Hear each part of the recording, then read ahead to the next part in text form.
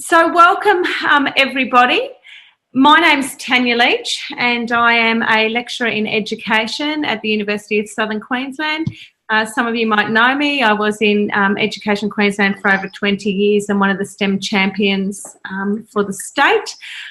Today I'm going to be looking at where this fits within the curriculum to justify that within your planning, but also then to look at how we can utilise some simple pedagogical practices to engage students into critical thinking. I'll let Linda introduce herself. Yeah, thanks, Tanya. I'm Linda Galligan, and I'm, as of the beginning of the year, head of School of Agricultural, Computational and Environmental Sciences. So my job just got really, really busy. But I'm an ex-maths teacher. I've been involved, some of you may know, with professional development for teachers. We have every year some maths enrichment for kids in years 9 and 10. And generally my passion has been around improving maths teaching and lifting maths teachers to the amazing question that students always ask is, why are we doing this, Miss? I'm also on the AMSI board, which is the Australian Mathematical Sciences Institute. It's a big national board which has very high links to industry and government. And they're very, very interested in things like connecting maths into the real world. So there's a huge $22 million project with BHP on getting girls into doing maths. And also ensuring that the government hears what's going on. So another big one, it's been around is out of school teaching as well. So that's the big picture. And so I'm always interested in teachers on the ground, whether it be in Millmerran or Highfields or St Peter Claver College, and saying, hey Linda, this is what's happening in my school, this is the real world, etc. So very happy for you to email me or talk to me in the future about things in mathematics. And why am I here, Tanya? Oh yeah, one of the courses I teach is Maths for Teachers, which is part of our postgraduate program. So again, it's for out-of-field teachers or teachers who just want to upskill to some more maths. And so this idea around critical thinking and how putting critical thinking in the classroom has been one of my interests for a number of years, and we do that with a Maths for Teachers course that we run. My favourite course. Wonderful. Well, thank you. And I feel really privileged to be able to partner with people across faculties so that we can really look at how to improve student learning and position the importance of STEAM or STEM, whichever approach your school chooses to utilise. So the intent of today is to position as the first workshop where our 21st century thinking skills sit within the frame of STEAM. And so to look at that, I've got so many things on my screen at the moment, I'm just going to reduce that.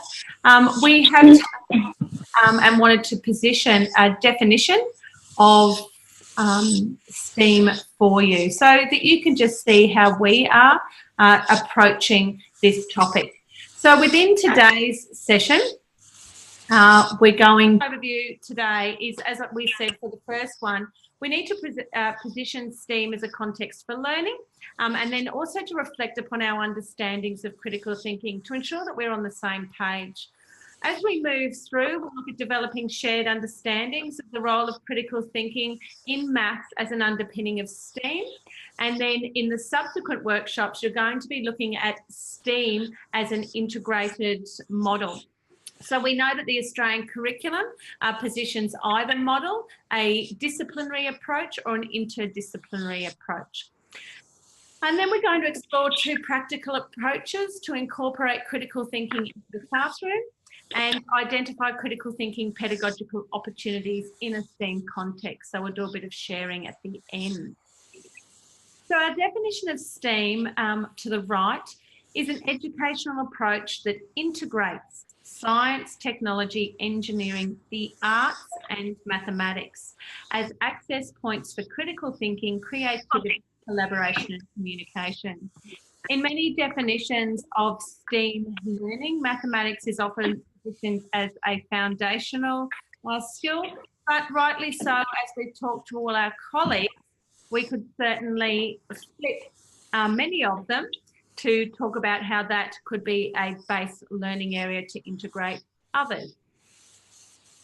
So I'd like to ask you just a reflective question to begin with to activate your thinking, and I'm going to ask you to place your responses into the chat box, please. If we had a classroom that integrated science, technology, engineering, the arts and maths as an access point for the 21st century thinking skills with critical creativity, collaboration, and then also communication, what sort of classroom do you think provides these experiences for students? What might it look like? What might some of the topics be? How might students engage? You could take any one of those questions. So what might a classroom look like? What might students do, or what might some topics be? I'll just give you a moment to type. Okay, so some interesting ideas coming through. Project-based learning, integrated learning, well-resourced. We hear a lot about resources and having the need to have resources and a variety of resources at our fingertip. Inquiry-based learning, collaborative, group work, peer-based learning. We've got experiences like our makerspace, design thinking, and interaction. But I like the one about long duration investigations. Yeah. I think that, that's a really good one. Absolutely. So in order to be able to do those things, we often begin to explore some of these approaches in junior secondary and secondary contexts. But the underpinning skills that we need are often described as the 21st century learning skills. So when students acquire these skills, they need to be confident in being able to interact, collaborate, share, investigate. And what we see in our primary schools through current research is that students don't feel confident in doing that. So the questions today that underpin all the activities we do are, what are the opportunities within single learning areas and also within integrated STEAM opportunities that allow students to really develop the confidence to apply the 21st century learning skills. So just a few key points there about STEAM education, learning benefits. I'll just let you have a quick read.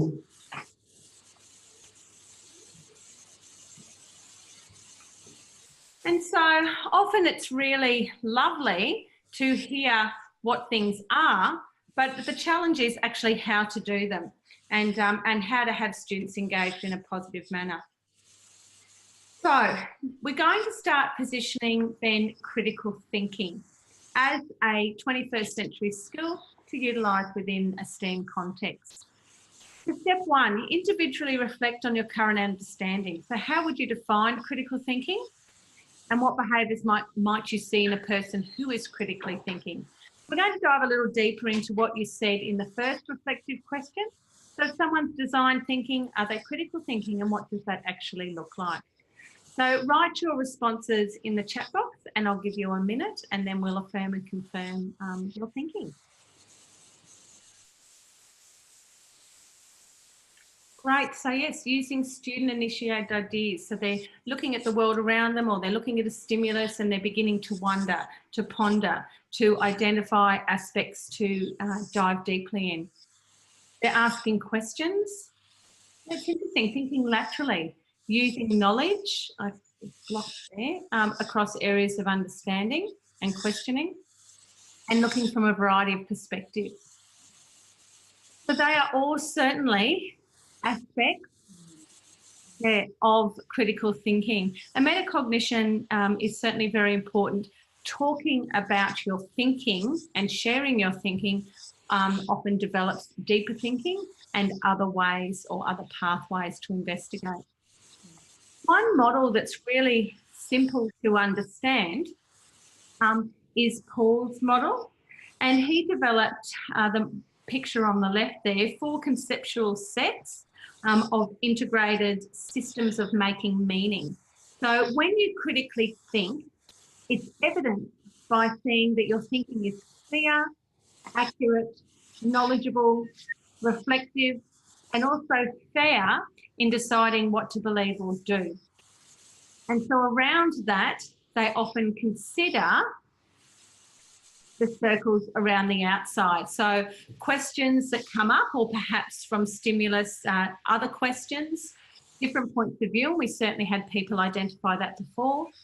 The purpose of the thinking. And a lot of the time we know that students turn off learning because they don't see that underpinning purpose, or that why this is relevant or why it's important.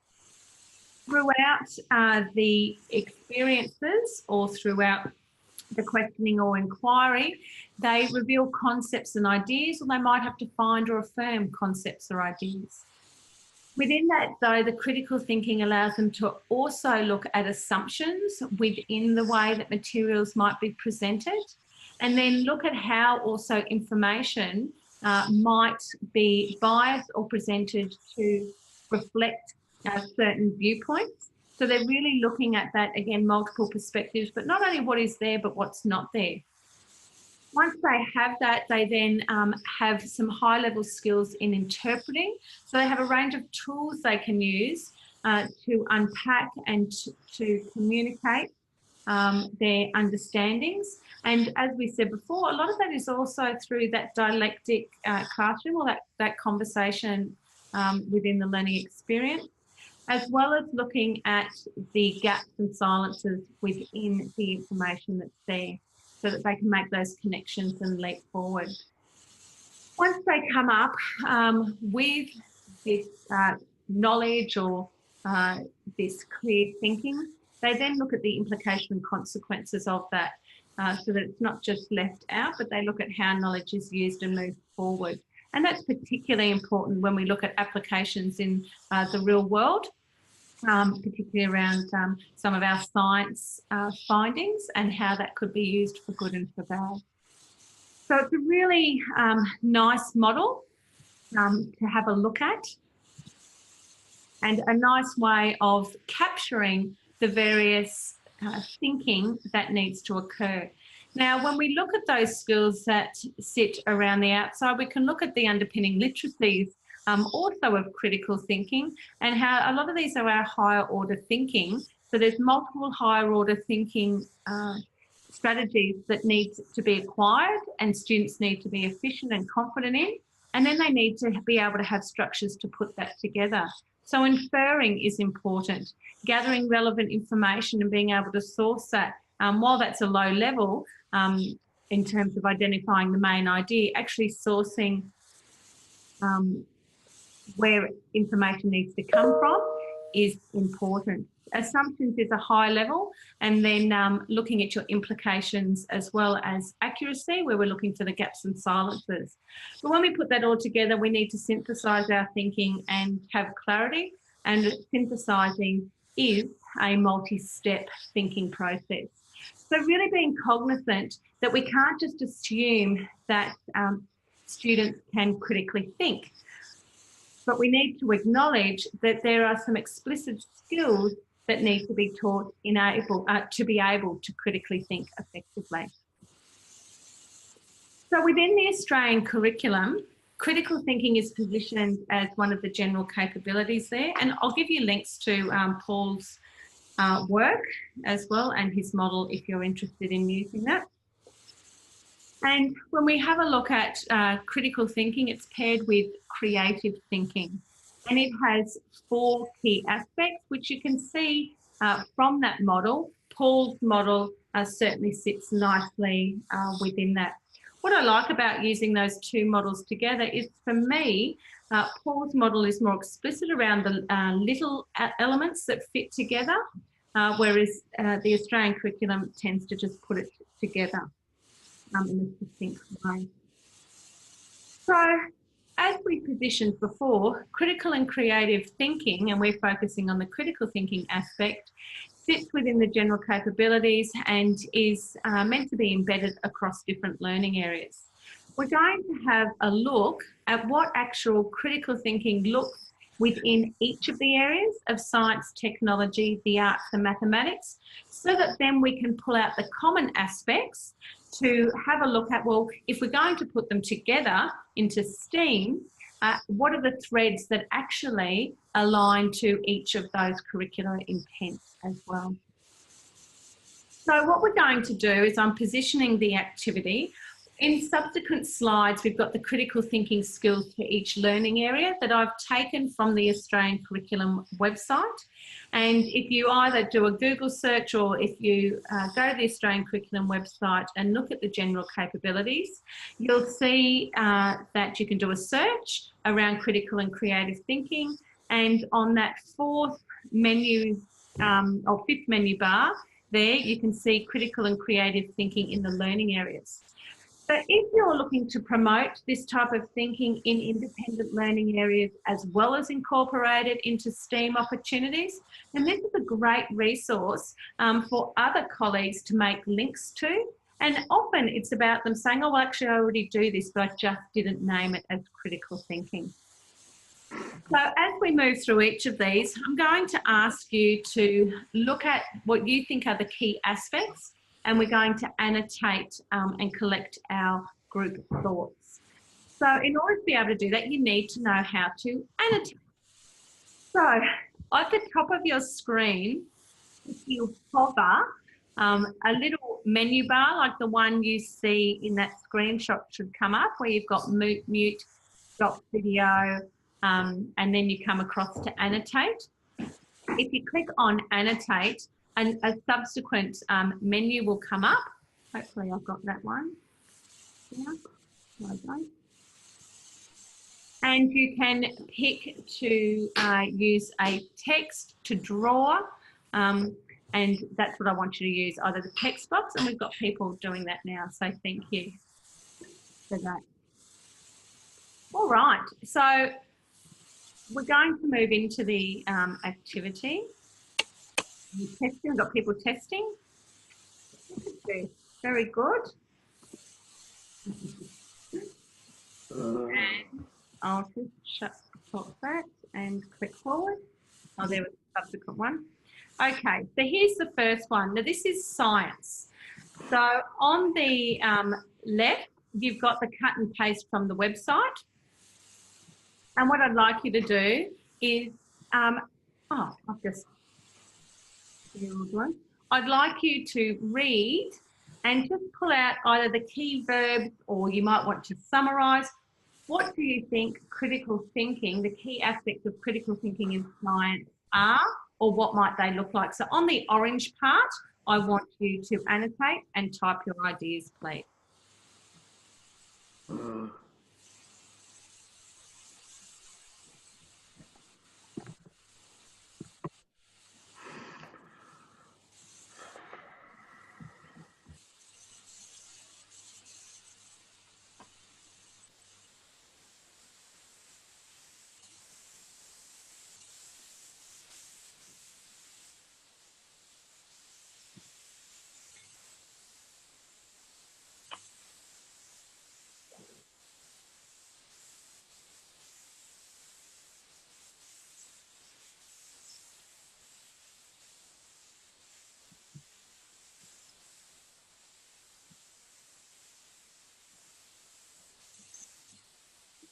Wonderful.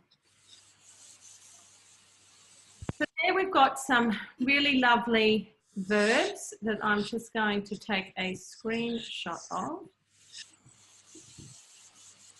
my phone.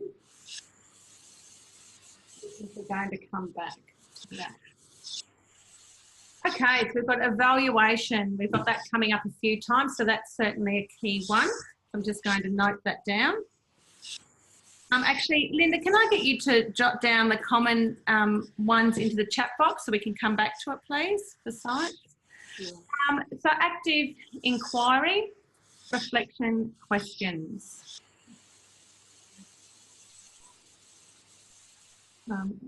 So evaluating is the biggest one there. an inquiry or investigation. So you want me to write down the ones there?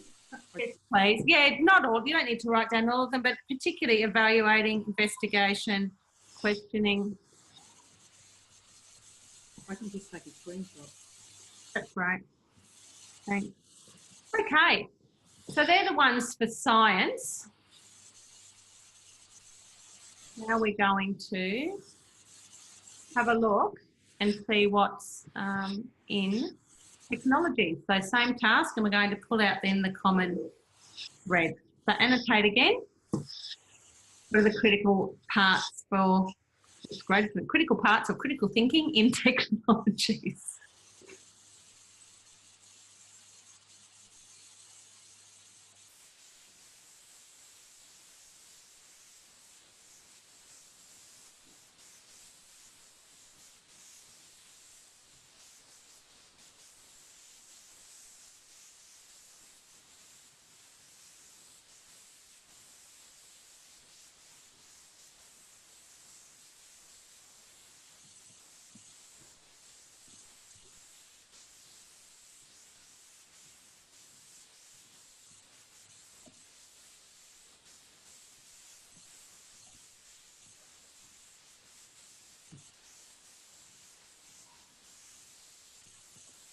Perfect. So there we've got similar things. So we've got evaluate, but we've also got generate, and analysis comes up really strongly in technologies as well.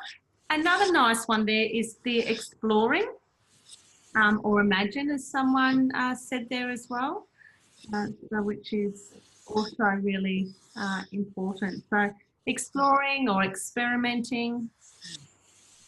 Another one there, I think, Tanya, is the visual one, visual communication. That's a real big one in technologies these days, particularly in the computing part, so that how to do visualisation with big data, etc.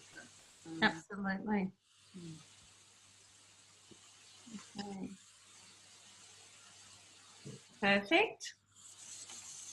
Good job. So we can see, I've lost my mouse. There.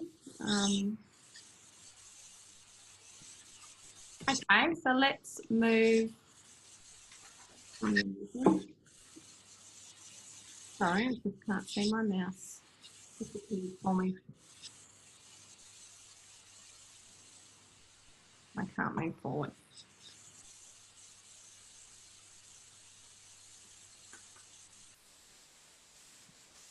Okay, so the final slide where we've got the arts and maths. So you're going to have to, you can choose one or the other to do. So the arts is reading the pink and writing in the blue to make it confusing, and the maths is reading the blue and writing in the pink. So we're looking again for the key aspects of critical thinking within these learning areas.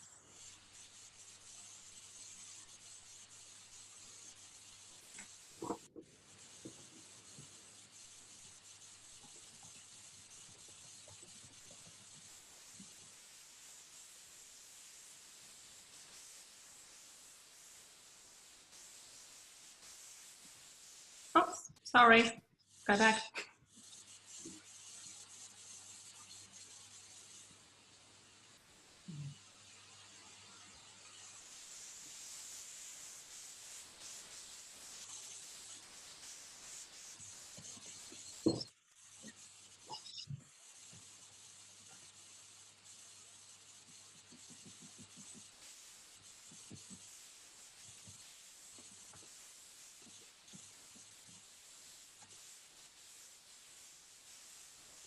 I'll just split some of these.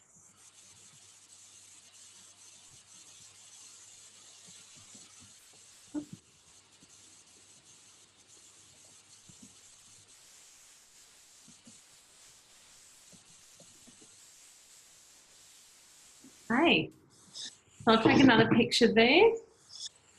So again, we can see how this is building and the similarities between each of these. Again, in the arts, we've got creating.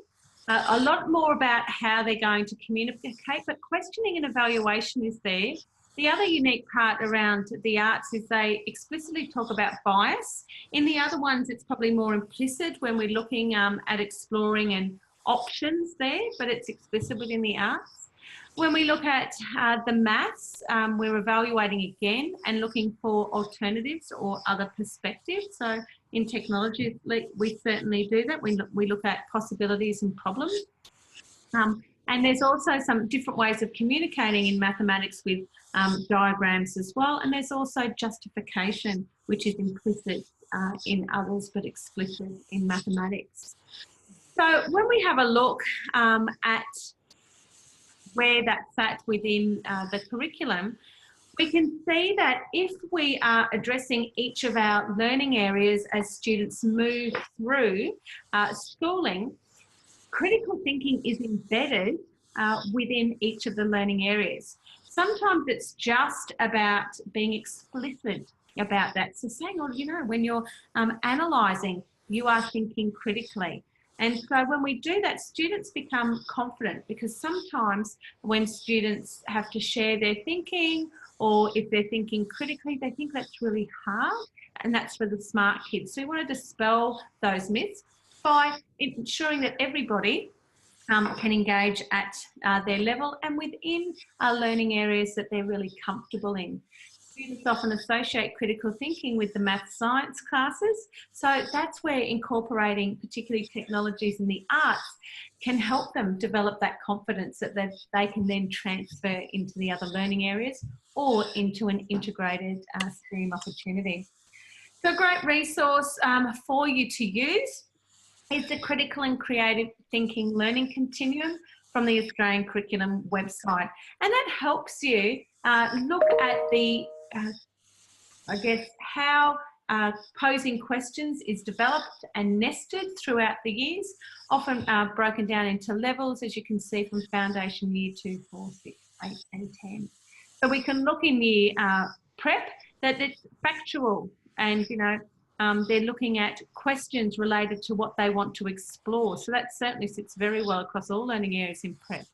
But in Year 2, we need to teach them how to clarify through questioning and compare.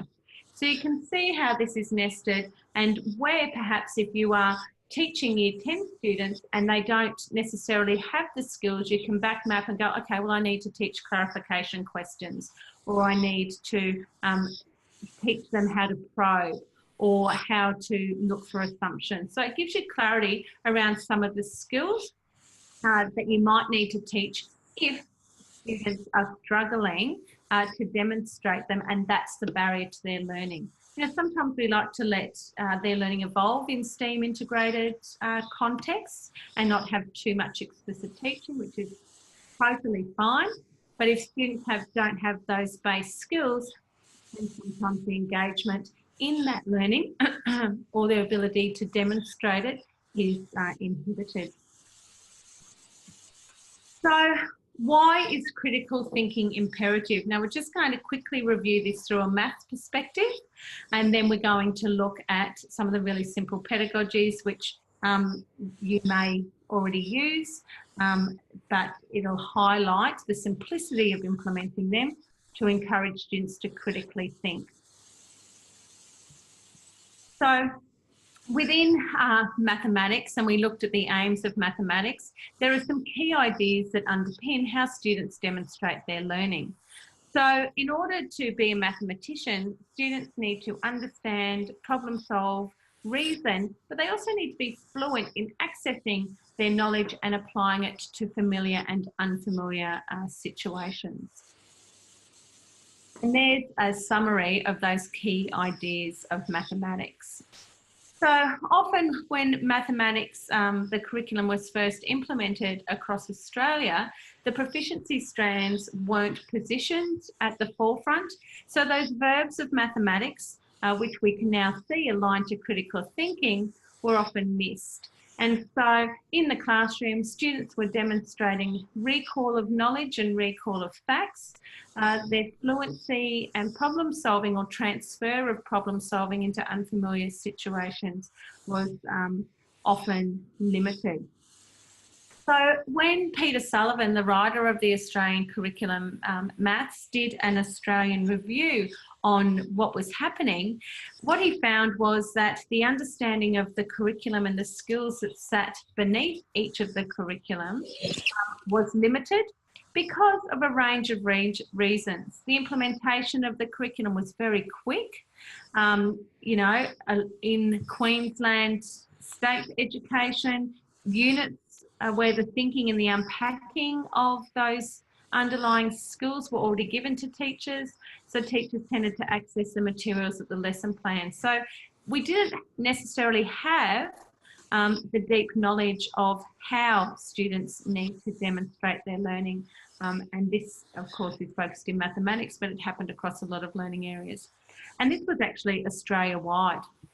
So what Peter Sullivan said is we need to look at working collaboratively as professionals, to look at planning, to look at teaching opportunities, and then also how students are going to demonstrate their learning. And that's really powerful when you're working at using an integrated STEAM approach, to have different lenses and teachers come together who have different strengths in areas, plan together and bring through each thread of those learning areas. So this became a really important idea nationally.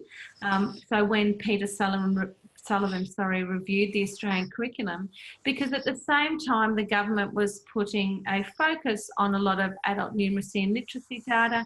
Of course, we've heard the PISA data and NAPLAN data, and we know as educators that they are not the whole picture of student learning by any means. But the reason we're positioning it is to outline why certain focus areas are highlighted in education. And this is where the STEM agenda began, and we've now called it STEAM. So some of the adult numeracy skills or the data that was used at a national level, one of them here is the Program of International Assessment of Adult Competencies. And in 2011 and 12, they found that in Australia, the majority of our adults, according to this survey, sat in level 1 or below level 1, level 2, and level 3, the yellow, was where we need to be to function on an everyday basis. So to give you an example, this is a level 2 question. And the level 2 question, if you have a look, you can just place your answer in the chat box. It's a visual literacy. Fuel tank holds 48 litres. How many litres remain in the tank? And it was an estimation activity. Question. So have a look. Yep, so people can put 36. And then everyone can copy, hoping that it's the same. Now I want you to think about, how did you solve that problem? What mathematical thinking did you do?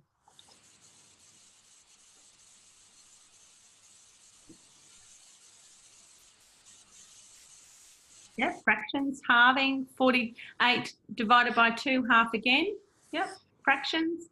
So what's interesting is some people say 3/4 of 48, but do you do the actual mathematics of 3/4 of 48, or do you actually halve it and then multiply that by 3, or add it, or do you know 0.75 of 48? So when we would teach that to kids, being the most fluent, it is a fractional question. However, in real life, you can use a variety of thinking to solve that problem. And so you can halve it, you can divide it by 4, and then multiply by 3. There's a whole range. And when we're in the classroom teaching, sharing our thinking is so powerful, because students often connect with other students' thinking, and then it allows them to grow and think of them multiple different ways. For example, when I shared this in a workshop, one of the teachers said to me, "Oh, that's really funny, because I had a student come to class and they were late." And the student said to me, "I'm sorry, miss, that I'm late, but we ran out of fuel." And the teacher said, "Oh, that's okay." And the student said to the teacher later, "It was really funny because my mum thought that the F on fuel tank meant full." And I'm sorry, the E on the fuel tank meant enough, and rather than the F meaning full. And so with that, the visual literacies and the interpretation of that, particularly as Australia changes, is interesting to see how people interpret it. The survey indicated that 3 million Australians could not answer this question, and they took responses, not accurate responses. I think it was above 30 and below 40, something like that. So that's what the survey said, so that was quite alarming.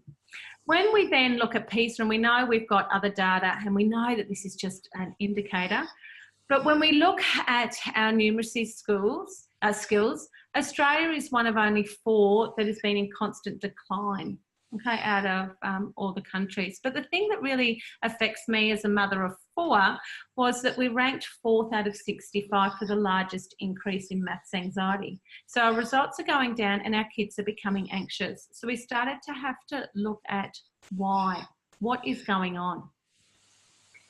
So we started to explore what was happening in the classroom, and we found that because, and this was across Australia, because of the way the curriculum was being implemented, the way or the learning opportunities that students had to fully engage with how we do mathematics was limited, and therefore they didn't have the opportunity to develop or demonstrate critical thinking skills. So that in turn meant that when students were put into situations where there were unfamiliar problems or problems that didn't look like they required any sort of mathematics, they would become quite stressed and they thought, oh, that's too hard, I'm not smart enough. So we started to consider what are some simple strategies that we could use to change. So on the right there, even though that's a blurred image, we asked 100 teachers around a content descriptor for Year 3, and it was around students demonstrating double-digit and single-digit multiplication. And we said, what sort of questions would you ask students to demonstrate that knowledge? And so they gave us those examples, which are straight fluency processes, and then they said there's a problem at the end, which was really an exercise. So the problem said there are 350 students, each student paid $15 for the school disco, how much money was raised. So the students don't have to choose or use multiplication because multiplication is put at the top. They become fluent in using an algorithm procedure, but they might not actually have deep understanding of when they would choose to use it. And critical thinking is about choosing, using, and diving deep into your bank of skills and from a variety of learning areas and putting that together. So in order to critically think in mathematics, the 4 proficiency strands are really important. So students need to have opportunities to not only recall facts and knowledge, but to manipulate things, to choose appropriate procedures, to say, look, you know, I can see that your thinking was using fractions. I used dividing by 4 and multiplying by 3. That was the most efficient for me, but I'm going to learn that because that was faster.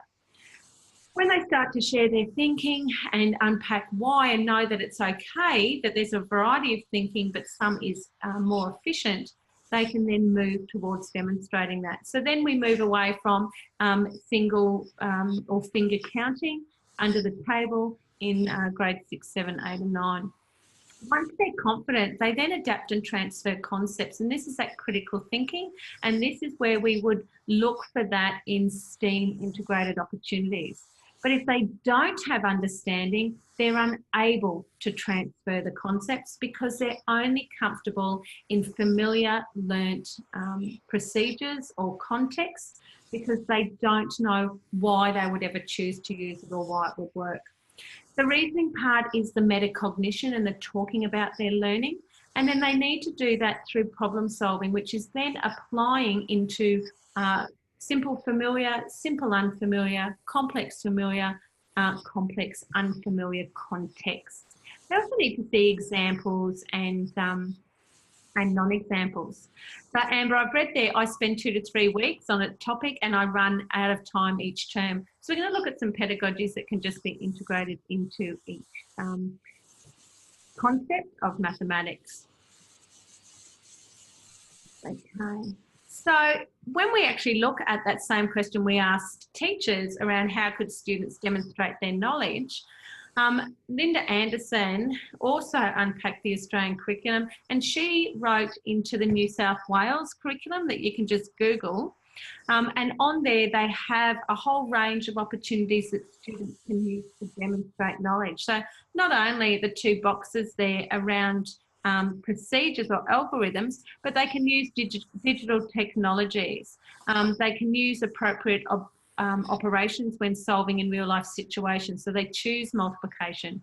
They can use visual methods and arrays.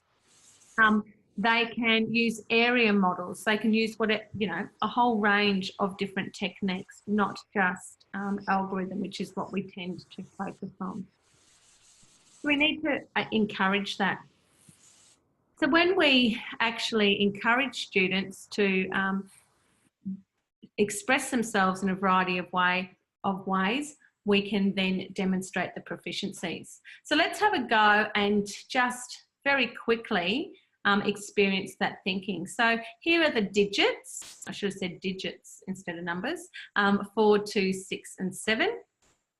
And the question I'm going to ask you is, can you please write for me the largest 4-digit whole number using each of those digits once? And type it into the chat box. Perfect. Okay, so what thinking did you do to answer that? Yeah, largest to smallest. Yeah, ordering. Perfect. So that's a common question used to check for place value. Place value is one of our largest gaps of learning in mathematics, and certainly rears its head in secondary mathematics. So if I look at those 4 digits again, oops, and I now ask you this question, using those 4 digits, write for me the 3rd largest number using each digit once.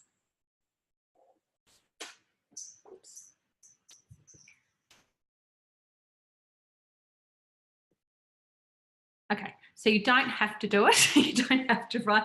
I often pause people there. The point of the thinking is to realise that quality questions matter, and it doesn't need to take a lot of time when you are initially engaging students in some critical thinking. So you can do it in really short, sharp spurts to build confidence so that they can then apply it into integrated learning opportunities. Because often the hardest thing is when we start to plan for STEM or STEAM integrated opportunities, we assume these skills are there with the students and they might not be. So it's a lot harder to come up with that response. And a common mistake is that people often put, 6 as the first digit. Then they might just, what do they do? 6, 7, 4, 2. And yeah, thank you, Amber. And so it's really interesting that students actually have to think of the relationship between the numbers and how numbers progress. And what you would do is you would get students then to share their thinking of how they actually got to that response. And that way you could very quickly check to see whether students had the understanding that they needed to be able to solve that simple closed problem. And so you would get them to be able to demonstrate fluency, understanding, reasoning and problem solving. Now, when we asked those 2 questions to Year 3 and 5 students, these were the responses. So Year 3, in the first question, 92% could get it right. Year 5. When we asked the second one, we had 42 and 57% correct. So you can see a large dip in that. We also then applied this same thinking around different leveled questions to Year 9 students. We had 656, and we started to ask them leveled questions. So ones that would probably just be a fluency, something they'd learnt, an understanding, and then a reasoning problem solving. And so these were different schools And so we looked at the first question was a procedural question, a conceptual question, and then a problem-solving question. I'll just get rid of that number up there in a minute. Around that. So you can see that it drops off dramatically again when students have to problem solve or reason, and there's even a decrease in the conceptual one. So having some of those open-ended questions is really important and a really simple way of engaging students and building their confidence.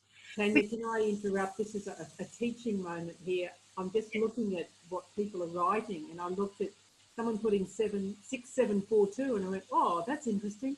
Well, what's the next? No, that's not the third one, but what is it? But then I started looking at it going, oh, this is like a combinatorics problem now. In how many ways can you organise 6, 4 and 2 to be able to then go on to the next group, I suppose. So there's a lot of maths just in that little one. Absolutely. And it's about sharing. When students are and be able to be engaged in sharing their thinking, you get deep learning occurring. So you don't have to spend as much time actually practicing or becoming fluent or explicitly teaching different concepts because they're already making links. And that's what we certainly found in all the classrooms that we worked in. So here's a similar example. We've got the conceptual question, shade a quarter of this, in the second question, and then the problem solving. Now, as any good teacher, I tried this with my 4 children, and what I found was my eldest son, who started a biomedical degree, now doing teaching.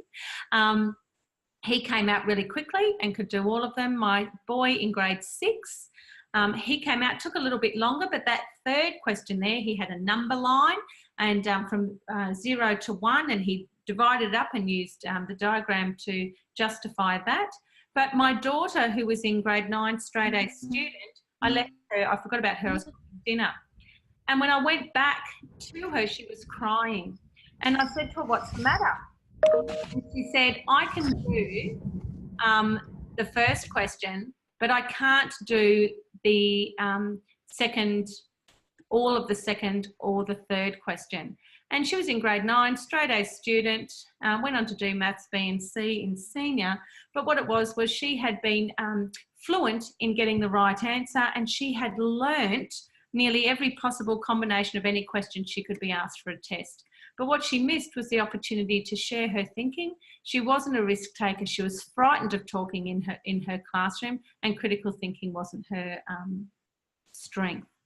So I learned a lot about that. So there's a huge need when we look at student learning, when we look at adult numeracy, when we then look at our year 10s and our anxiety, and then when we look at our population and the declining numbers of people choosing to go into STEM-related fields, means that as Australians, we're not competitive in a global market.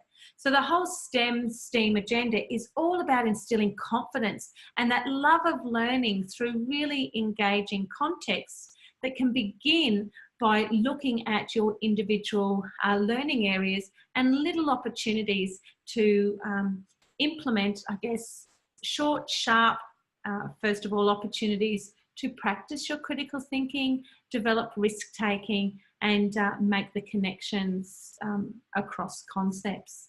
So I'm going to hand to Linda just to talk about then why then inquiry-based learning is important. And I know many of you mentioned that at the beginning, but I'm just going to hand to Linda just to quickly talk about that. Thanks, Tanya.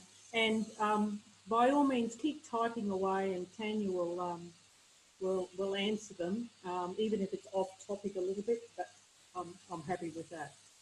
So I'm just going to talk a little bit about inquiry-based learning.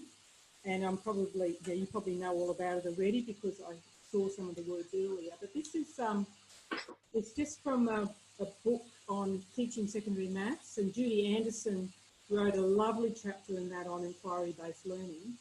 And there's another really lovely chapter that I wrote in language, but that's another thing. That's my other area I do like, is language and maths. But in this, I'm quite interested in inquiry-based learning. but in particular around mathematical modelling, and then in particular going, how can we teach mathematical modelling really well in the school so that then they can become better at that sort of thing when they go, to university or the real world, etc. So I'm not going to talk about, all the different versions of what this is, but you sort of get a feel for it when you're a maths teacher, and you just have to, you do this instead of just that, how do you square a binomial sort of thing, actually getting into something more. Now, Tanya, is the easiest way to just share this quick video is for you to put that YouTube on yours, or we unshare and then share my screen with the audio? Yep, if you want to, I'll stop sharing and you can share it. Would that be easier? Yeah, I've got it open on mine. Okay. So I can now go share screen 3. And then it's share that. Whoops, no. Are you seeing my emails? No. No, I can just see YouTube. Oh, good. Good. So if I now go on that, well, do I have to share the audio as well? Telling elements of process like textbooks and rebuild them in a way that supports math, reasoning, and patient problem solving. And here's how it works. I like this question. It's about a water tank. The question is, how long will it take to fill it up? Okay. First things first, we eliminate all the substeps. Students have to develop it. They have to formulate it. And then notice that all the information written on there is stuff you'll need. None of it's a distractor, so we lose that. Students need to decide, all right, well, does the height matter? Does the size matter? Does the color of the valve matter? What matters here? Such an underrepresented question in math curriculum. So now we have a water tank. How long will it take you to fill it up? And that's it. Linda, can you make your sound in that YouTube louder? Because I think it's just picking up through your speakers, or is that the maximum? It's just a bit difficult to hear. Okay, wait for them. No, I've got everything maxed out. Okay. It probably doesn't matter. I'll probably stop there anyway. Mm-hmm. Do people know about this guy here, Dan Meyer, at all? He's got an awesome YouTube. It's an awesome YouTube channel and all sorts of things, blog about how to teach maths really well. And so that was just a small snippet of some of the things he was doing. So what he does is, as you see, he just takes out the content and just puts in the essence. So in that case, it was, how long will it take to fill the water tank? And then later on in that video, he actually has a video of filling the water tank. And so going, well, this is really boring. So how about we use some maths to try and figure out what it is? So he's quite an inspiring teacher, I think. So it's well worth Googling Dan Meyer and what he does. So that's just one small example of that type of approach with maths modelling. And there are various, I don't know if any of you have got students in competitions around maths modelling. There is an Australian one that's around, and then there's also an international one around maths modelling, but it's for students in around about year 9 to 12. And it's, it's hands-on, and as somebody else mentioned, it takes perhaps the whole semester to try and solve. But it can really get students interested in the applications of mathematics in lots of places. But I'm going to talk, where did that one come from? Tanya? That's just the next one to us to go to open questions and then move to your questions. Oh, okay. I've still got the Fermi problems next, have I? Yeah, that's just after this little bit. Oh, okay. So that's right. We can go on. Thank you. So when we start looking at the reasons why, and we look from a student learning point of view, we can start to think about why critical thinking in maths is important and some of the opportunities we can provide students. So we need to first of all understand the difference between an exercise and a problem. And a problem is an example that Linda just showed you, as that maths modelling is a technique. And so it's a question with no immediate answer and involves investigation. They're not often, but sorry, not always, but often are open-ended. Now, students, when they experience the opportunity to problem solve, they connect concepts, they're creative, and they know that maths isn't boring anymore. A lot of the time we hear maths is boring because we tend to stick at that right-hand bottom column. And we often relate it to teaching or learning an instrument. And if we only ever learn the theory part, that I found boring, then we never get excited. But if we include problem solving into mathematics, it's like playing the instrument. Otherwise, we're just always teaching the theory and never getting to play, which is the fun of mathematics and when students really start to learn. So how can we incorporate this and begin it if we're time poor? That's the first strategy to look at. So when we started, I'm just going to skip over that. When we started doing this in classrooms, we started adding just an open question at the end of every lesson after a concept. And what we started to do was we thought, okay, well, the question has to be more than just remembering a fact or reproducing a skill. We need to share our thinking so students can learn, and that we know that there's more than one answer that can be seen. So, for example, the answer is 5 apples. What might the question be? So really nice and simple. So when we start to do this, it can reveal misconceptions for us. So it's a type of formative assessment. It's like an exit strategy. It probes our understanding, builds fluency, creates a platform for reasoning and communication. It's really positive. Kids love sharing their thinking, and they get to a space where they go, oh my goodness, my thinking was just going off in the wrong direction, but now I know why. And we celebrate that. And it also develops mathematical meta-language so that when they're in unfamiliar contexts or in STEAM contexts, they can use their language in a different way. So one way of doing this that we're going to have a go at is to identify a topic, think of a closed question and write it down, and then use the answer to develop an open-ended question, just like the one there. So for example, it might have been, I went to the shop and bought 2 green apples and 3 red apples. How many apples did I have altogether? So what I did was I took the 5 apples as the answer, and I just said, the answer is 5. What might the question be? So I've just got my children coming in the door. I'm going to have to ask them to be quiet. So we've got an example here up on the screen. Again, so the topic might be measuring length. A standard exercise might be, what is the length of your table measured in hand spans for lower primary? But the good question could be, how many objects can you find that are 3 hand spans long? So here's one for you to have a go at. Here's the closed question. I want you to annotate and come up with as many open questions that you can.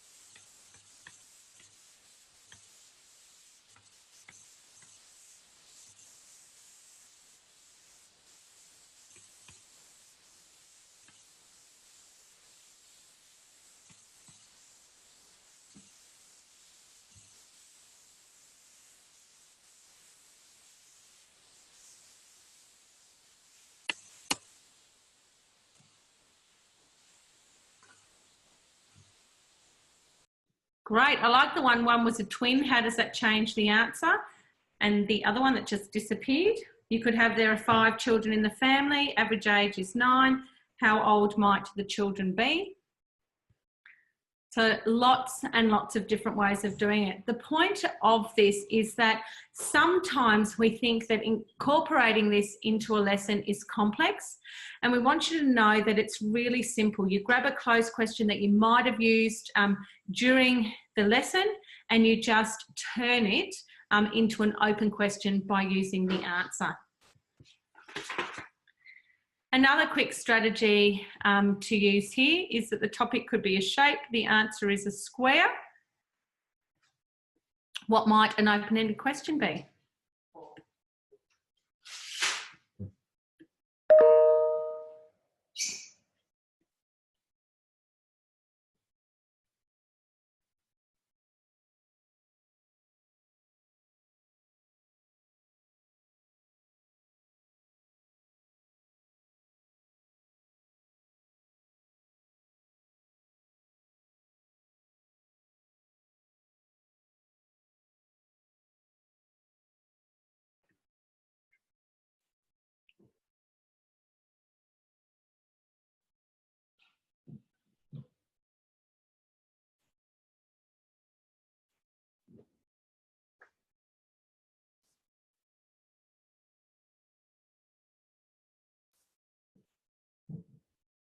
So what's a question you could come up with the answer was a square? I mean, the answer was a square and the open-ended question is?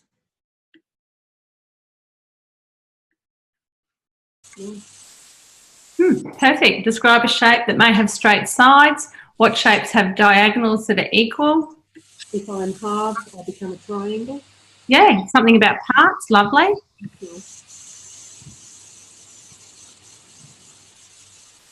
Yeah, lovely. I think that's great, that art perspective. Perfect.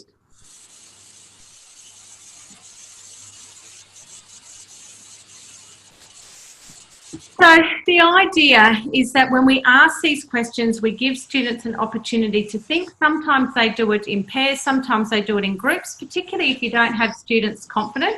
You put a timer on. Okay, so it could be a 5-minute timer, and then you pause. If they haven't got to the end, you start to share your thinking.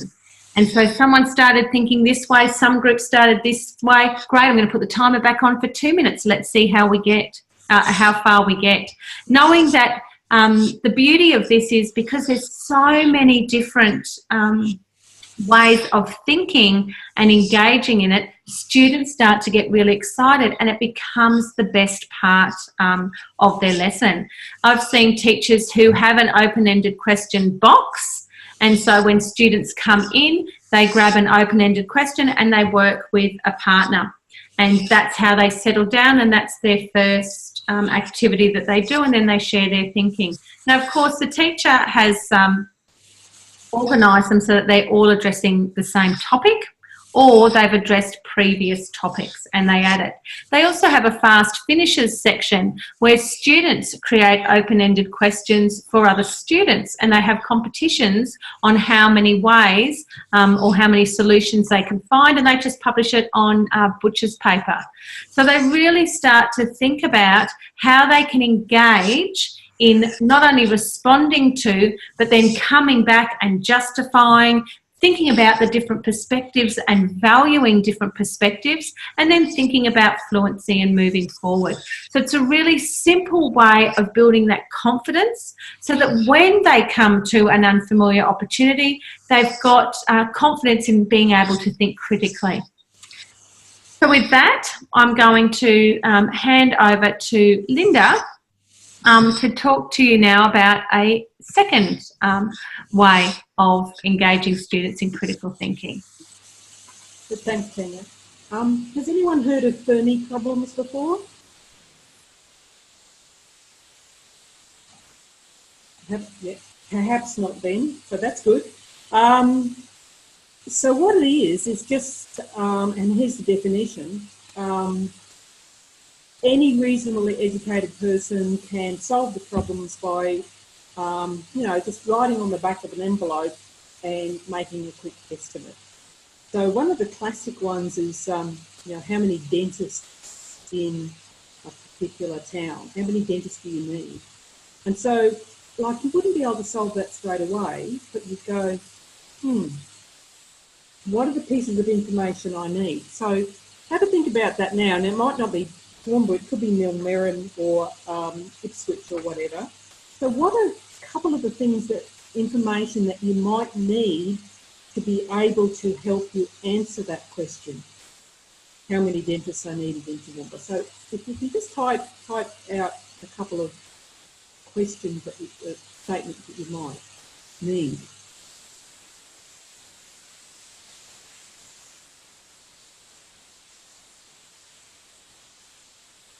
Yep, so okay, so I've got the population of Toowoomba, let's make it up, 150,000. Okay, so that's the start. Enough, too many. Economic status. Gee, that's, Amber, you've got into it fine-grained already. Each person's spend at the dentist, that's a good one. So let's say, yeah, that depends too. So on average, you'd have to say average then. So maybe, I don't know, what would that be? Would it be half an hour? And then how often do they visit? Would be twice a year. So that's probably enough to give you a bit of an idea. So then you do that, and then you go, oh, well, I wonder how well, is that a good enough answer? So you go back, and then you might go, well, what about economic status? What about all these sorts of things? So that's actually a really good thing you can do with your students almost straight away. And you don't have to use dentists. You could do, how many McDonald's do you need in Toowoomba or something like that? So that's a good example of a Fermi problem. And it doesn't take a lot of mathematics to be able to attempt to solve it. And there's no necessarily correct solutions. I mean, you would go then into the directory and say, well, how many dentists are there in Toowoomba? And you would see, you know, how that works with your model. Another one, I'm not sure if you see, was it Catalyst? I'm not sure, but this was, the next one. Sorry, I don't have access. Can you go to the next slide, please? Thank you. This was, I think it was Catalyst, but anyway, you may have met this lady, oh gosh, on letters and numbers. Her name escapes me. Can anyone help me out quickly? Anyway, she's a mathematician. I've actually met her. She's from Melbourne. She was doing a PhD in mathematics until letters and numbers picked her up, and now she's doing lots of other things as well. But about a year ago, they talked about this question: what's the weight of Uluru? And that's actually a really interesting question. And what she did, she actually asked the crowd, what's the weight of Uluru? She got, I don't know, pick a number, 100, 1,000 answers, and just averaged it. And then when she found the average of it, she compared that average to the real weight, and that was pretty close. I thought that was a pretty awesome type of approach to a solution to some of these problems. You ask the crowd, and here they got, oh, you Lily, thank you, Chris. Lily, yes. So that, I'm not sure if that's still up on Facebook, but it's quite a nice video to use. So that's just another example of a Fermi problem. So next one, thanks, Kenya. Okay, last year, and I think we did this later last year, Tanya, this webinar, but I got some students in the area to try and go to a competition to pose and solve a Fermi problem. And I tried to get some students to submit their problem and solution online, and we gave them some prizes for the competition. So we're planning on doing it again this year. So just be aware that that's around. And we did have a public lecture on maths modelling. It was at USQ we have world experts in maths modelling, and one of the guys, Yuri, is an expert in deep wave modelling. We have another one on dust modelling and another one on UV radiation modelling. And a lot of these people use, sometimes it's relatively high mathematics, like partial differential equations, but some of it like quite low mathematics, just percentages, ratios, putting stuff into spreadsheets and trying to find solutions. Fermi problems come into that relatively easily. Next slide, thanks. Yeah, so that's what it was last year, but we're going to do it again this year. I think those links we tried this morning still work. But just go to the next slide. So here again, put your thinking cap on, and if I saw somebody who was not from maths, from arts, which is great, because sometimes people outside of maths come up with really good problems. Can anyone think of a problem? We don't have to solve it now. Think of what could be a Fermi problem, and just write it down or type it into the chat box.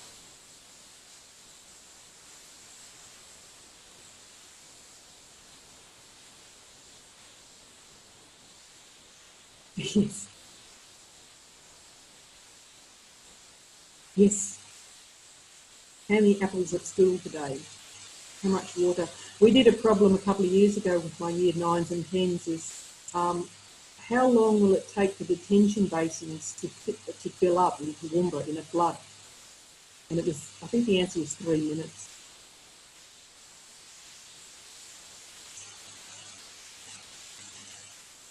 Oh, yes. So if you've been, what's that program on ABC again about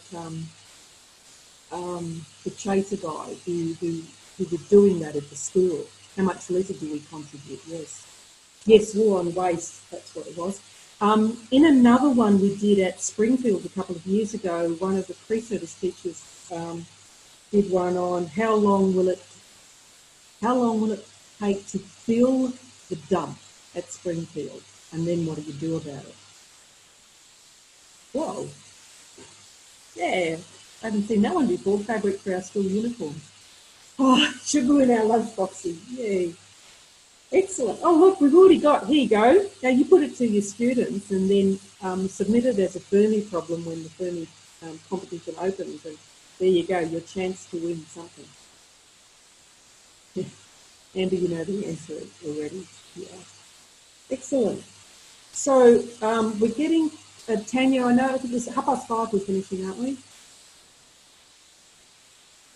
Yes. So that's just to sort of, I think if I get students interested in maths, interested in some of these, the Fermi problems at this level, but then you take it to the next level, and that's actually have a look at some maths modelling problems, and around that is inquiry-based learning. So, what is it? Oh, look, there's more exciting examples. Yeah, so keep them coming. Yeah, that's great. So I'll hand it back. Is that right now? Tanya, I'll hand it back to you. So if we leave that slide up and we just continue to close until this, here it comes, is moving slowly. We started to just talk about today the need for critical thinking, how then we might position that using maths, I guess, as the starting point. But as we can see through our last activity, we really can start to bring in problems that draw on a range of learning areas to solve that. I want to just pause to see, does anybody have any questions that you'd like to ask Linda or myself? I'll try and figure out my mouse.